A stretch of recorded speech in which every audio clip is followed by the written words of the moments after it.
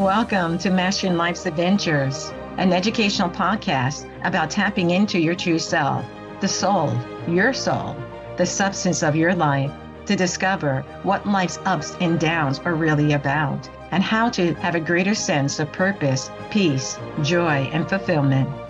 I am Dr. Judith Holder, your host, coach, psychologist, fellow seeker who enjoys diving into the connections between spirituality, psychology, wellness, and your everyday life's adventures. All preparing and polishing you like the facets of a magnificent diamond to be your best self. If you're craving more from your life, you are in the right place.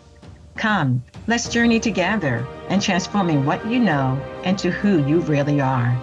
Mastering Life's Adventures begins now.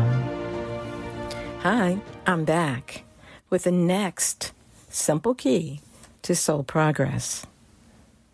And this one is focused around mounting irritability. Have you noticed that we seem to be becoming more irritable and flustered and annoyed over things that are happening to us in our world, and we're not maintaining a degree of composure with some of these things that do come up, which we may have no control over? Well, I want to talk a little more about that because we don't think about how this mounting irritability impacts the soul and the soul's progress and the soul's lessons to be learned. So think about this for a minute. Have you had a situation in which a person says, I'm going to be right back, and then an hour later or 2 hours later, they show back up, and you're fuming, and you're just irritable. It's like you said you're going to be a minute. What happened? You know I had to be somewhere else. You seem so like you're in your own world and not taking consideration other people. Well, you know, that irritability that is internalized within you and kind of rearing its head, and you can feel it, and the person you're speaking to can see it.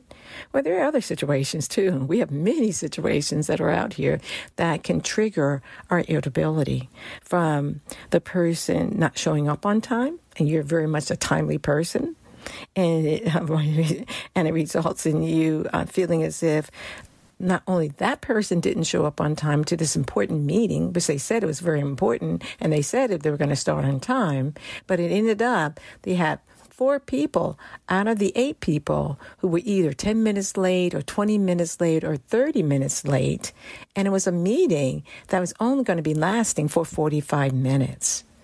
You're irritable about that.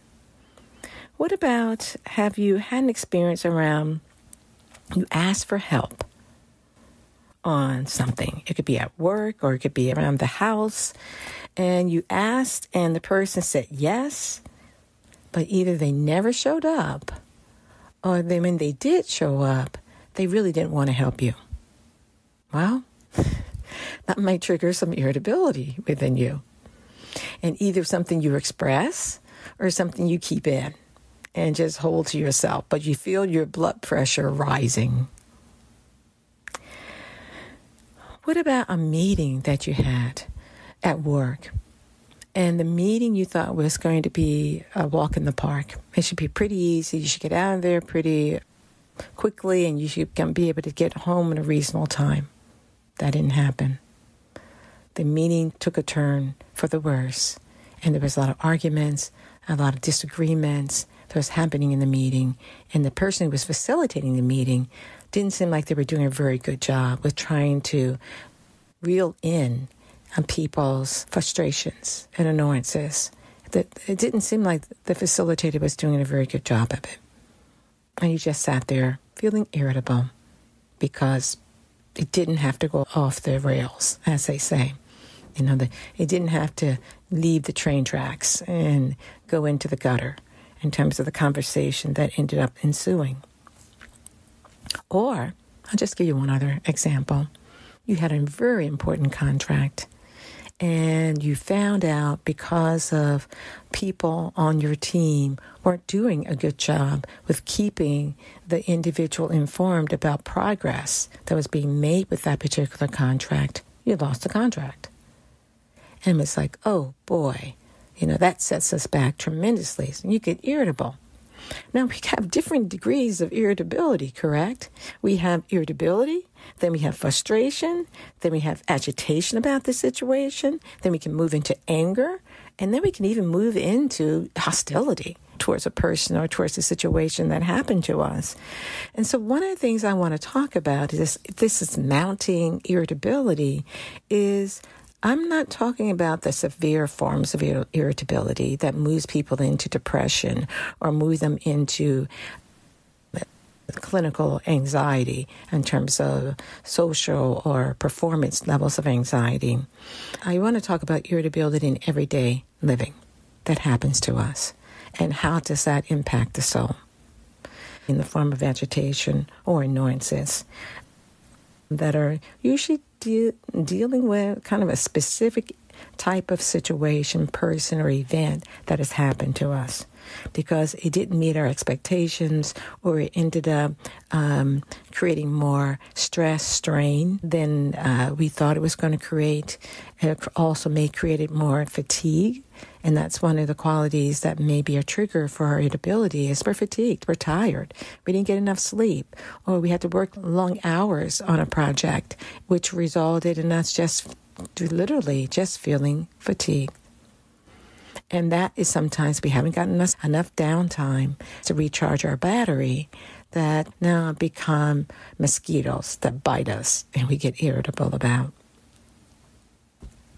It's when we become easily upset about things and frustrated about things is what we need to get a handle on at the lower end. And that's why I want to talk about mounting irritability as it relates to irritation, frustration, and agitation, annoyances that go on for us, that you can be able to nip in the bud if you're aware of how it impacts the soul, that you're more engaged and wanting to say, I'm not going down that road because I know it leads to a dead end and I know it clouds my ability to be connected to my soul self and the growth and progress that I want to be able to make on a daily basis. So let's just talk about a little bit more about the common source. One of the things I talked about was what common source of making us irritable is fatigue, just not getting enough sleep. But the other, I'll talk about maybe 3 others. Components of irritability, and we're not moving into clinical types of irritability moves, as I said, into depression or anxiety or other somatization types of complaints that people may experience, bodily types of complaints. So the other is stress. Stress can creep as we're getting more and more stressed about something and it has gone on for a period of time. It may relate to us having deadlines and not being able to meet the deadline or just meeting it at the 11th hour. And that creates, just a strain on us. And it may be related to responsibilities that you're not able to meet all those responsibilities. And, you're having to, take out the garbage and, help with the laundry and help with cleaning the house, and you don't have the time because you have this major project that's due. So be male or female, you just don't have the time. So it ends up, you get irritable and grumpy. It may be related to financial worries that you're having, that's creating stress for you. Or it could be related to feeling lonely or isolated because you work so much. You really have not been able to cultivate friends or friendships that you would really want to be able to do. And so we don't realize that form of stress. And the other ones I just finished talking about can move us into being irritable. Now, the other type of irritability that can get to us is that I'm going to go back to fatigue, but specifically, if we don't have restorative sleep, if we do not have restorative sleep, that yes, we lay down and we, try to get a good night's rest, and it ends up being we just can't get a deep level of sleep that allows us to feel refreshed after a long day or a long week or a long several weeks, we can't get the sleep that we need. And so we're sleep deprived. And that can fuel our irritability. Insomnia can fuel our irritability.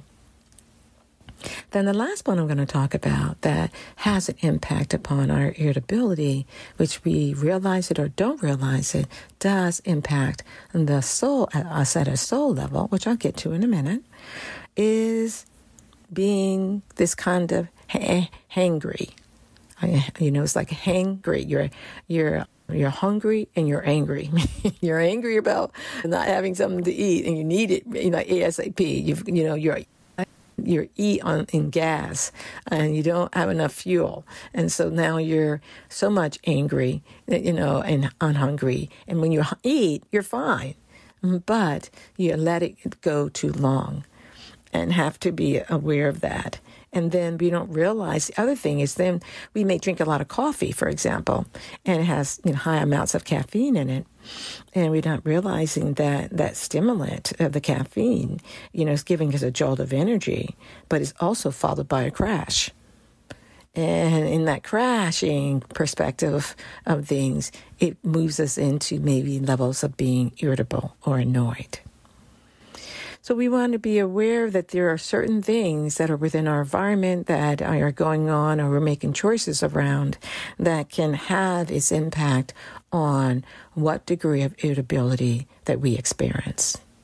And that degree of irritability can be mild, moderate, or severe. And when we're getting more into severe, we're getting into levels of hostility, anger that's taking place that we feel we have less control over, and it's just happening more frequently to us. Remember I talked about duration, severity, and impact. And so when the duration, severity, and impact starts to mount and get higher and higher, now we're moving into maybe that a coach or a mental health professional or a psychotherapist can be able to help us learn how to regulate and manage our emotions more effectively. And that is all good. If you want to catch these irritable points early, it's really related to several things I'm going to talk about before I talk about the impact on the soul. We have to have some degree of self-awareness on when we're getting irritable. What are our warning signs? What allows us to know we're moving to getting irritable? It may be something simple as when I feel a tightness in my chest, or when I start to take shortness of breath, or I notice my thoughts getting angry thoughts, irritable thoughts, types of thoughts that are taking place. That's when we need to say, let's kind of look at this. Let's figure out what we want to do here, because that person who was late for the meeting, you have no control over them. As you well know, the only person that you have control over is yourself. Either you can switch the thoughts, which we'll talk about in a minute, or you can be able to do some diaphragmatic breathing and just breathing in and breathing out in order to activate the parasympathetic relaxed system in the body, as opposed to having the sympathetic system hyperly aroused and getting you more and more revved up to being irritable, annoyed, and even hostile in your communication towards other individuals. You're late again. Why are you late again? You seem like you're always late to meetings. Maybe you shouldn't even attend the meeting. So we get into this kind of nasty communication style that really shows our irritability and our tone and probably in our nonverbal expressions that are not helpful to the situation that needs to be managed by you and maybe by the other person as well. What happens when we're doing that diaphragmatic breathing, we're doing it in order to calm the physiology down, to calm the particular responses that we may want to have that may not be positive responses down. So breath is very important, and getting into the habit of doing breathing in slowly, breathing out slowly, and having your heart regulate itself becomes helpful in the long run for those times in which you are getting a mounting frustration. Then automatically you think, let me just breathe. Let me just breathe. Sometimes what we need to do too, which is another aspect when we're finding we're having this mounting irritability taking place, is shift our attitude. Shift our attitude. Is there another way of seeing this particular situation that's happening, that this person who said they were going to be right back in a minute and ended up being 90 minutes, is there a reason for that? And did I even ask? And did I say in a very kind and respectful way, I know, you were gone for about 90 minutes. Was there something else that went on that would be helpful for us to know about here? And he may say, yeah. There was this woman that fainted.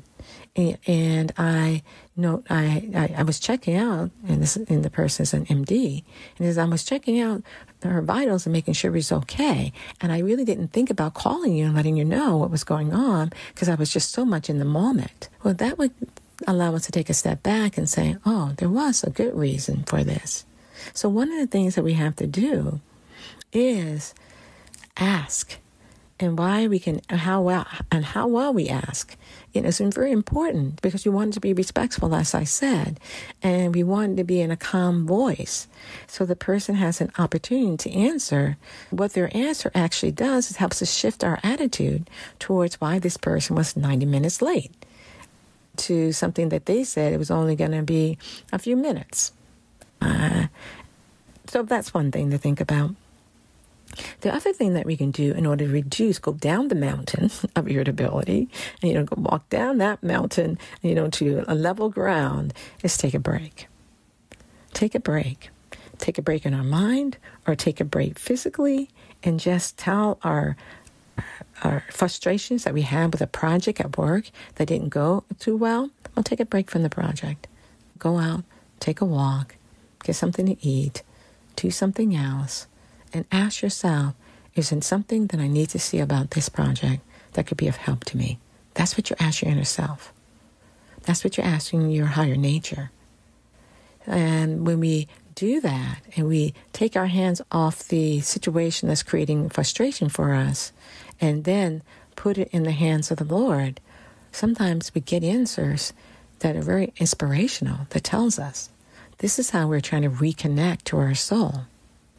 But if we continue to have this mounting irritability and we're not using some of these coping mechanisms to try to reduce this irritable sensation that's mounting within us of swirling, maybe sometimes within us, swirling around of anger and doubt and fear and uncertainty. Why is this person, always this way? We have all these thoughts that kind of start to mount within us. Then we're getting ourselves further and further away from our soul-centeredness that we need and can help to guide us through the situation. The other thing that we can be able to do is be aware that when we're under high levels of stress or we're working long hours at work, or we're finding that we have to be up late because of having a colicky baby and that's crying a lot, we have to be able to make sure that we're looking at our diet, making sure that we are not overthinking the situation, that we also are doing some physical activities. That is just the way sometimes things are. You can't control your baby. You can't control some things that happen at work, but you can get into physical activity, physical exercise, toning and yoga and weights and treadmill and other things that you can get just to get out that excess energy so you can continue to be centered in what you need to do. Then the other thing that we can be able to do is usually when there is irritability, there is some level of thinking and reactions that are taking place. And we have to be attuned to the fact that reframing the negative thoughts and feelings that are coming up within us is something we can be able to do. And sometimes we have to say, so why am I thinking it that way? Could there be another way of looking at this situation? And why am I dwelling on all the negative things that this person has done now that I'm so frustrated with the person? Oh, we dislike something about the person. When we're in this emotional turmoil, we need to be able to understand, and this goes back to self-reflection and awareness, we're just in emotional turmoil about the situation. I need to reframe this negative thought. So what is a negative way? What is another way to be able to look at this particular situation that's confronting me right now? And do I need to have this particular thought that's going on in my mind right now? And am I making an assumption about something? And that assumption may be a misbelief, a misunderstanding that's taken place.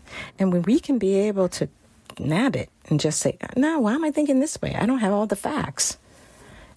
I need to ask more questions about this in order to find out why this person, as I said earlier, was late, or what happened that the project didn't go as well as we thought it was going to go, or the meeting didn't go as well. We need to sometimes debrief and figure out what happened, what went on. And so we're reframing the negativity into maybe what can we pull out of these situations that are more positive, that are more enlightening, that it ties into a greater awareness that to every experience that I go through, there is something that I can garner. There is something that I can learn from the experience. And for every dark cloud, there is a silver lining. And I want to reframe my thinking to what is the silver lining in the situation. So with that being said, about self-reflection, doing diaphragmatic breathing, or shifting your attitude about a situation that has been happening to you, to look at it from a different perspective, or taking a break by walking around in the building, or doing something else that will allow you to feel as if you've made a shift for yourself, like listen to some music that you really love, reading a chapter in a spiritual book that really is inspiring to you. And then also being able to know that reframing your negative thoughts and reactions really help to shift you, help to change the situation, because now you're asking yourself, is that true? So it's a negative thought that I'm having about this person because they're late, or because they're this, or because they're that, or whatever it may be. Is it true? And you would say, no, it really isn't. I don't have enough information. And so I need to not judge and put my emotions behind this because I don't have enough information. So let me take my hand off. Let me not put my hand on the hot stove and just to burn myself and burn the relationship or the situation in terms of a disconnect, that we're no longer talking to each other, or we're no longer getting along because of some assumptions that were made that were not accurate. Now, with all that going on, with the mounting irritability from, irritation to frustration to agitation to anger to maybe even hostility and also relationship breakup, be it on a personal level, on a professional level, these are all things that we have to be aware of or that are going on, which is at the fundamental level is irritability.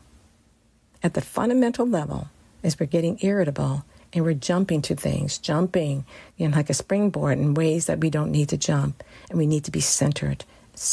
We need to be centered and settled. And breathe. Diaphragmatic breathing goes a long, long way to help us to get rebalanced within ourselves. Because when we find ourselves getting annoyed, we don't realize we're holding our breath. And we're doing shallow breath. And those are the times we need more oxygenation of the brain, and we need to do the diaphragmatic breathing, the long, deep, calming breaths that become really helpful to us.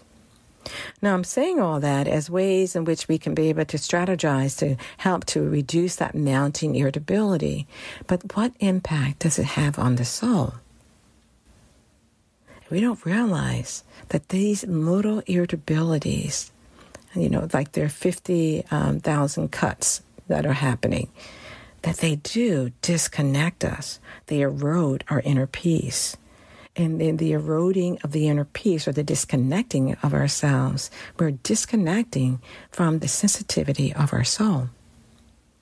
And our soul can't help us when we are having this disconnection. And so the soul is always trying to, even though it may not be a loud voice, it may be a whisper that's happening. But that whisper, we can't grab onto or understand because we have all this loudness taking place, this loud voice of irritability and frustration and agitation taking place. But if we were able to listen to that whisper, the essence of that whisper is our soul, the substance of our life, our intuition, wanting us to connect to a higher level of looking at the situation, wanting us to be trying to give to us, in some ways, inspiration. It's going to be okay. We're going to get through this. You know what? This situation happened to us before, and it's helping us to see this over here. So our soul is always trying to work with us to help us to take the higher road. And remember, I keep on talking about the ego persona, both versus the soul, and which is the substance of our life. The ego persona wants to be irritable. It will stay irritable. But if you're walking a spiritual path, you have to be the one to say, I don't choose to do that anymore. What is it that I'm trying to learn from this experience, even with the person who's late to meetings? Maybe you're learning from that experience is that is a part of how they operate, and you're not the controller of that meeting, and the person who is over that meeting needs to make some choices about how they want to handle that situation. And you have to maintain your composure, because your composure allows you to still maintain a connection with your soul self. And so you're now listening to that inner voice, and you're finding by listening to that inner voice, you are able to sit in a point of harmony. That's what the soul wants. You're able to see, be curious about the situation that's in front of you at home or at work, about your own expectations. It allows you to tap into maybe other possibilities of how something needs to be done. Maybe the meeting may not need to start at 8 o'clock a.m. because the person may be late because they have to jump off their kids, and then they have train tracks that they need to go over, and the train, if they don't hit it right, the train takes up a greater time because it's going across the tracks that they have to travel over to get to work. And so maybe the time needs to be changed to 8:30. Something simple. It helps everyone. So there may be other ways and possibilities, and sometimes the inspiration comes with us like aha, from your soul saying, well, maybe you need to do that a little bit differently and start the meeting differently. Or maybe we need to look at ways in which you can be able to work in a situation that is doing your best creative time.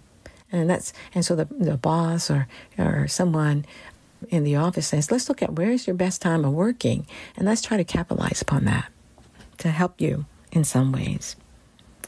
Or you're able to share that with your boss. I work better from this time frame to this time frame. Can we switch some things, and can I have block time to be able to work on this? And your boss may say, fine, I never thought about it. But you're listening to your soul.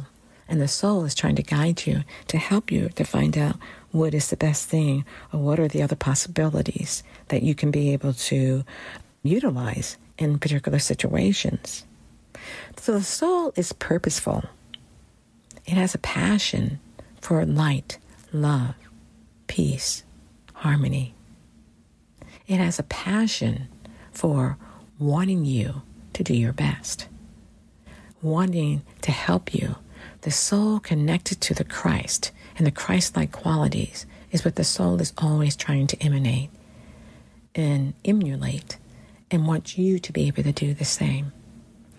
So when we emanate these qualities of love, of patience, of harmony, of goodwill towards other individuals, then that sets up a higher vibration by which we're living our life by. And that's magnificent. because that is how the soul continues to make progress on their soul path. And the soul wants also playfulness, the joke, and, the great humor that is enhancing, to things. Because where there's jovialness and where there is joy, their soul is sparkling. It loves to have the joy because it has a greater sense of connection, to its soul source, which is the Creator, versus Christ, Atman, the mighty I Am presence. Because where there is harmony, there is greater ability to maintain balance. And that's what we're trying to do. So when we find that irritability is coming up in us, and we can feel it because we get tense, or we may feel it because we get this sensation that happens in our head, that racing thoughts, or we may feel it because we get this sinking feeling in our stomach, whatever your warning signs are, use it to your benefit. Use it to your benefit. And pause, breathe, listen. Listen by asking yourself a question. So what's up here? What is it that I'm getting irritable about?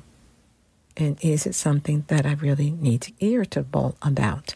Because sometimes we can develop habits of just being irritable all the time. An irritable mood, an irritable this and that. It's like, no, you don't want to develop an irritable mood. That's a habit, that's a negative habit that does not help the soul to continue to evolve and grow. So sometimes we do need to get into a mindfulness practice, even if it's just 5 minutes or 10 minutes, that we just sit and be mindful and breathe and be attuned to our own inner nature. I've had a couple of times in which I've done relaxation and guided meditation, which you can look up.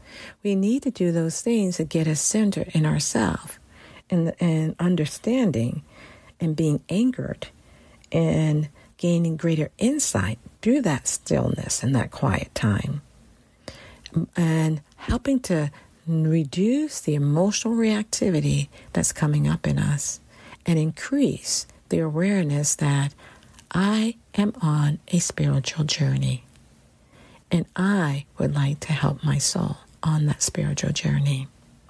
And I would like to be able to ask God to guide my ways, to guide my steps, to help me to be attuned to how I can be at my best in this particular situation or circumstance, or with this particular type of person.